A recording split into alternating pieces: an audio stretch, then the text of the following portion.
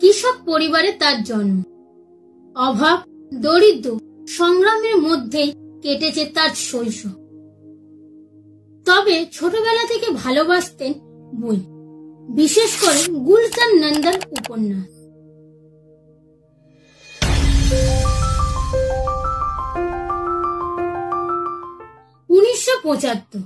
মাত্র 40 টাকা হাতে, 2টি শার্ট আর 10ম শ্রেণীর সার্টিফিকেট, এই নিয়ে দিল্লিতে পা রাখেন রাও।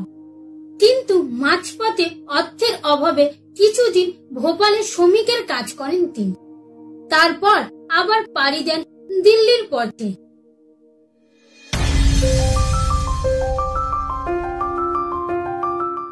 প্রথম দিকে তিনি শ্রমিক, রেস্তোরাঁর ওয়েটার ও আরো নানা রকমের কাজ করেছেন।